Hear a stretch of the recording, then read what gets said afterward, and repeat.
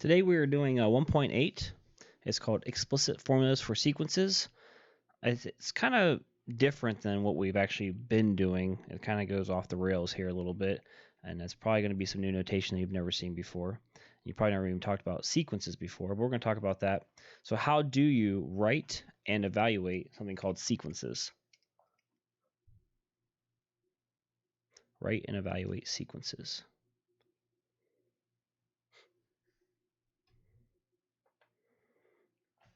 So what is a sequence? You may have heard the word before, but what is it?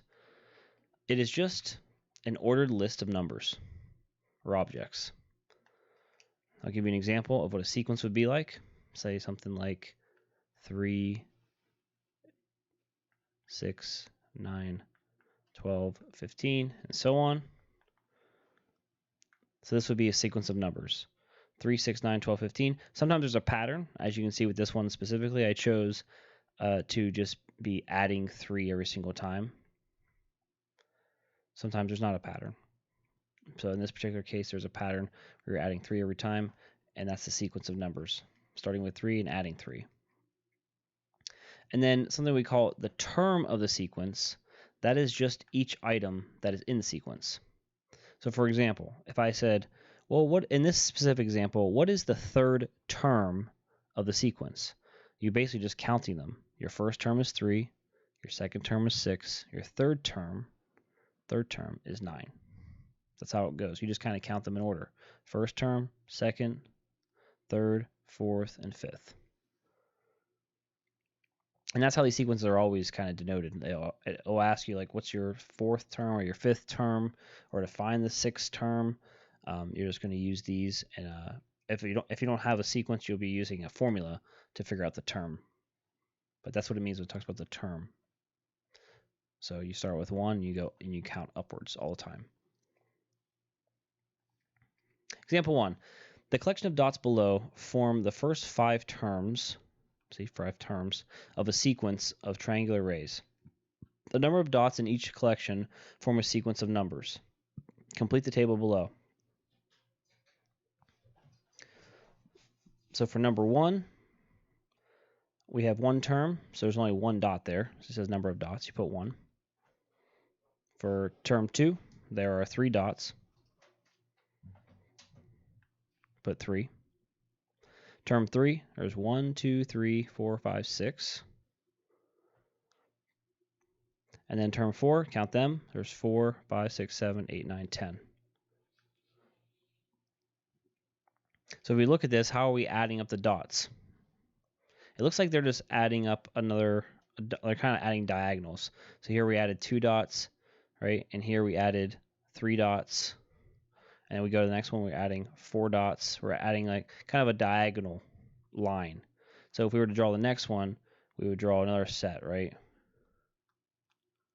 And this would be, probably should be a little higher. 1, 2, 3, it should be a 5 diagonal row as we keep growing this out.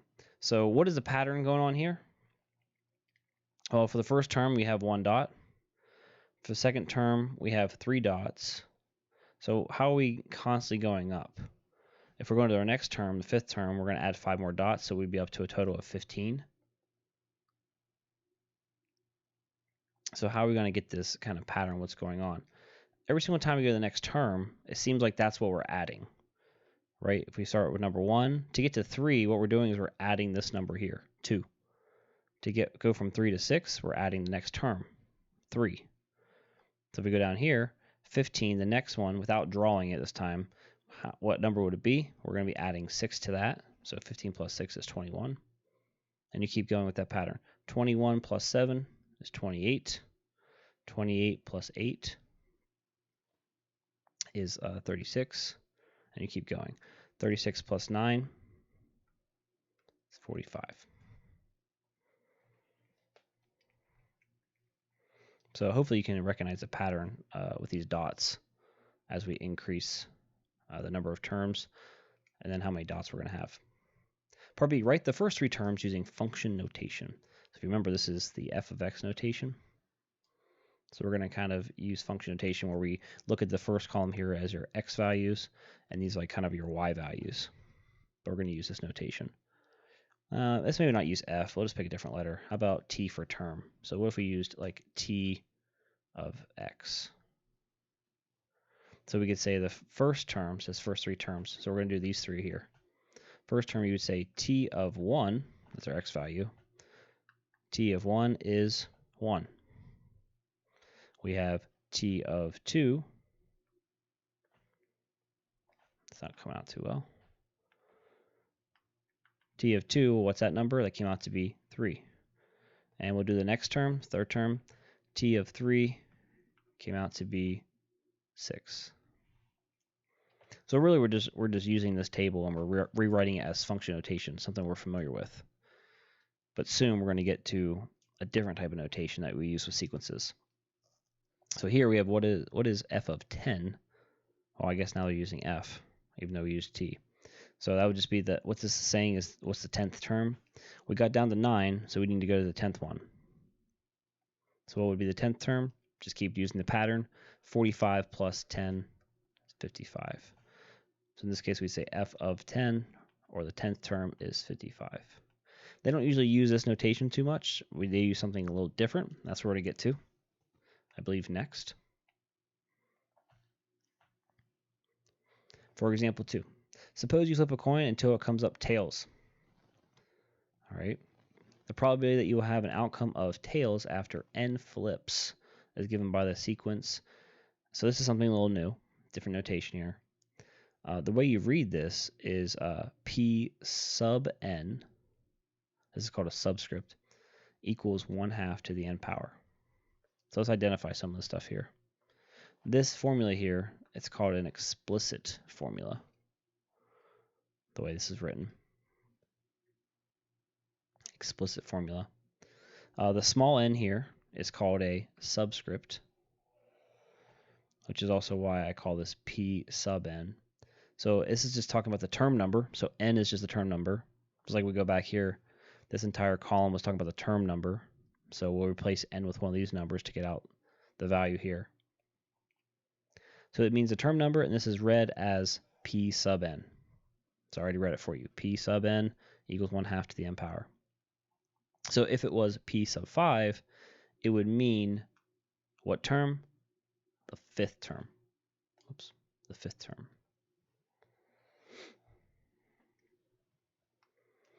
So it's literally talking about what number in the sequence you're talking about. And it goes in order, 1, 2, 3, 4, 5, and so on. So let's try some of these. P sub 1 means we're trying to find what's the first term in the sequence. Would mean you're going to plug in 1 where n is. So they already plugged it in here, so you're going to plug it in here. So it's 1/2 to the first power. If you simplify that, it's just 1/2. P sub 2. Plug that in here, plug it in there for the n. This is 1/2 to the second power. And you can put these in your calculator if you have one. Just put parentheses around 1/2. Or you could just square the top and square the bottom. Top squared stays 1. The bottom is 4. And you keep doing it. We have 1/2 to the third, and then 1/2 to the fourth. This would be 1/8. This would be 1/16. All right. So this is literally the terms of the sequence. If I was going to write out the sequence, it would be 1/2, 1/4, 1/8, 1/16. So the 1 just stays on top, but the bottom number looks like it's getting bigger. B, evaluate P sub 20 and explain what it represents. So let's do P sub 20. That means we're plugging in 20 up here. So that'd be 1/2 to the 20th power. 1 to the 20th power is just 1. 2 to the 20th is a pretty big number. I'm going to put that in the calculator. If I can.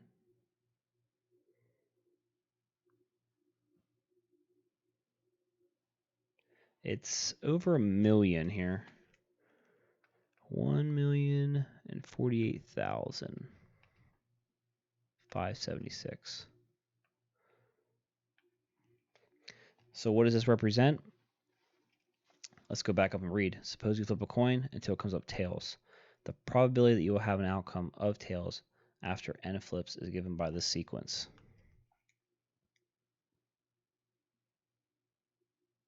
So what's that mean? After 20 flips, that's a probability that you won't get a tails, which is pretty low. 1 out of a million or so. It's very unlikely that you won't ever get a tails. So if you flip a coin 20 times and not get a tails one time, that seems pretty unlikely. So that's what's going on here. The fact that you would not get a tails at least one time after 20 flips. But we don't have to write that out. Example 3. It is common for people to save money in savings accounts such as certificates of deposit, so sometimes they're called CDs, that yield an interest rate paid only once a year. So they give you some money by putting it into an account, and then over time it grows, but you have to keep the money in this account. Otherwise you don't get, you have to let it grow, and then you can eventually take it out. So suppose we put in $28,700 and expected a 4.1% interest rate to be compounded annually. Then we have this formula with this new notation. S sub n equals 28,700 times, let's move this out of the way.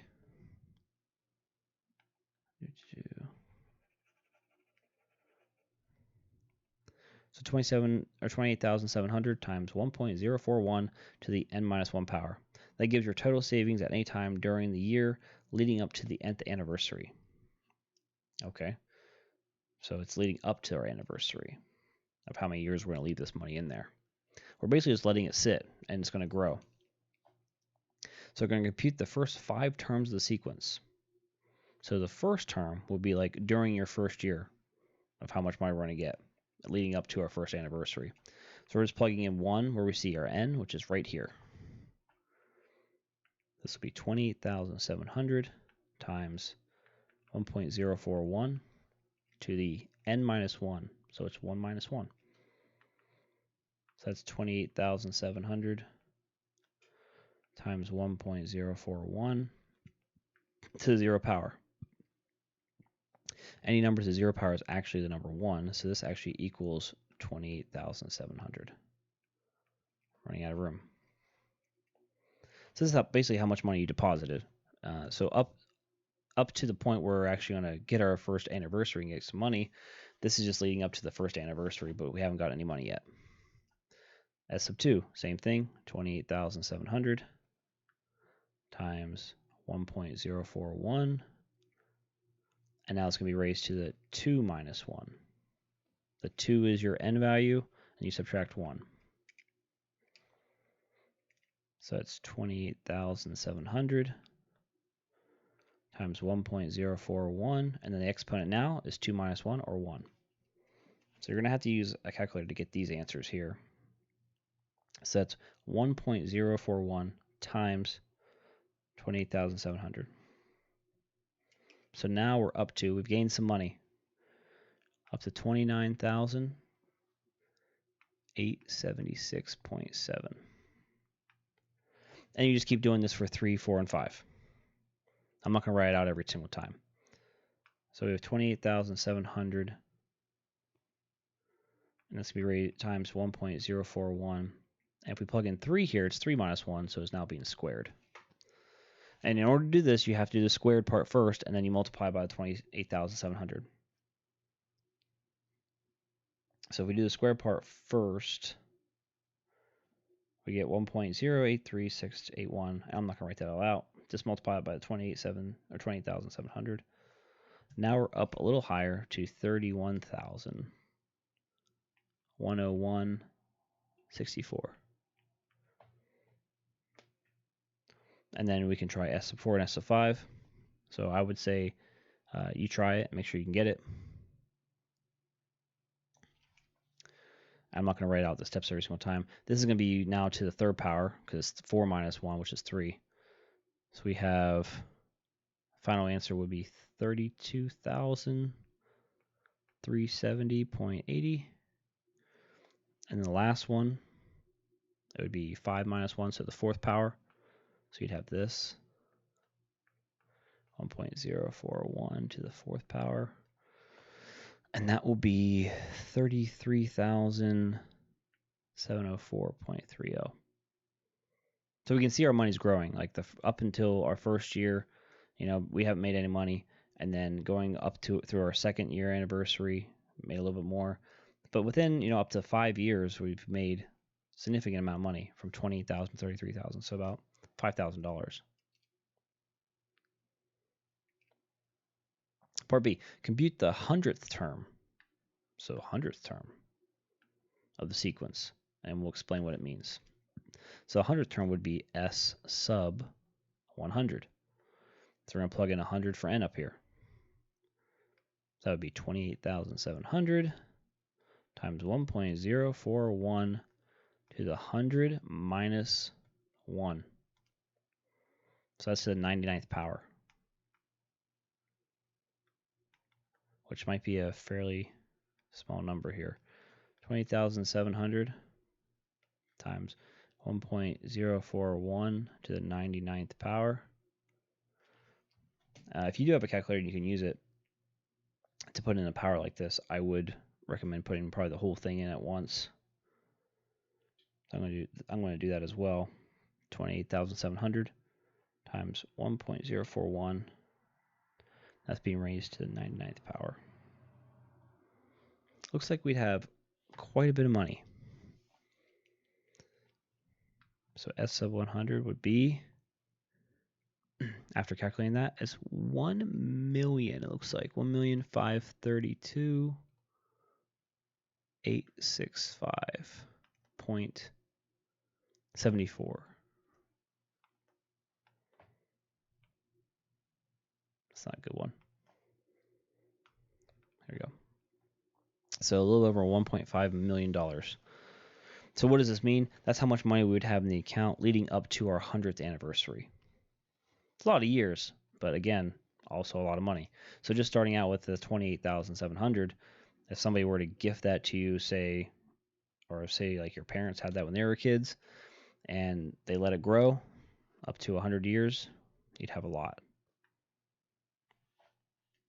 Okay, part C. We're going to check our answers by putting the equation, so this equation up here, into the calculator and bring up a table. So we're going to do this online at that Desmos calculator website. So I'm going to bring that up. Go to desmos.com/calculator. We're just going to change this from S sub n. This is going to be your y here. And then this side over here, instead of n, we're going to use x.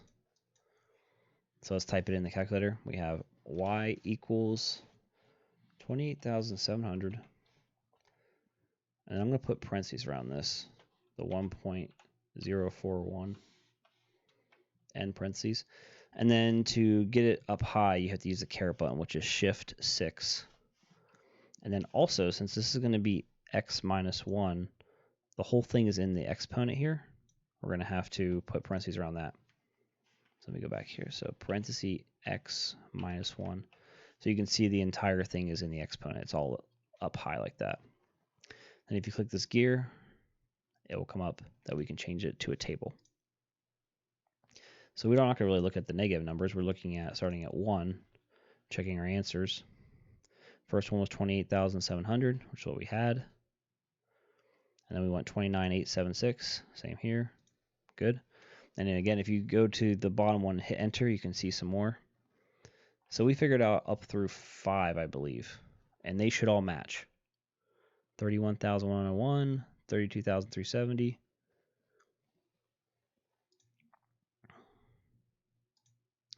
And 33,704.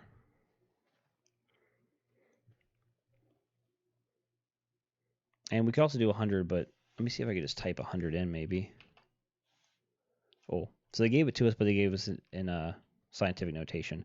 You would have to move the decimal place over 6 times. 1, 2, 3, 4, 5, 6. Yeah, that would give you your $1.5 million. So you can check this in the calculator as well, either online or you can actually do it with the graphing calculator at school. I believe this is kind of the end of the lesson here.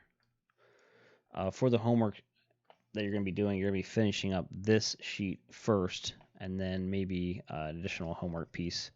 But I want to cross one off at least and maybe do one with you. Probably going to cross.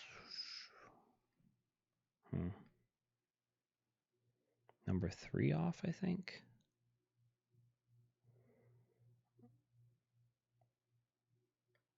Yeah, I think I'm not going to do number 3. So we can cross that one off, and I'm going to go through one of these with you as well. Consider the formula t sub n equals 3 to the n minus 4. What are the first 4 numbers in the sequence? So when it's asking for the first 4 numbers, that means literally plug in 1, 2, 3, 4. So you're going to find t of sub 1, t sub 2, and so on. They're just plugging in the numbers for the n's here. So t sub 1 would be 3 to the first minus 4, which would be 3 minus 4 or negative 1. Second one would be 3 squared minus 4. You have to do the squared first, which is 9 minus 4 or 5. Then you plug in 3 cubed minus 4. That is 27 minus 4 or 23. And you just keep going. 3 to the 4th minus 4. 3 to the 4th is 81, I believe. Minus 4. Which should be 77. All right, part B, I think you guys can do. T sub 10, you're just plugging in 10 into here, and then explain what it means. That's not too bad. 2, find the next term in each sequence. You're trying to find a pattern and see how you're going to get the next term. So hopefully you can see how we're going from 8 to 5, 5 to 2, and then even into the negative numbers. In this case, we're going to be subtracting something. Maybe you can figure that out. How do you go from 8 to 5 and so on?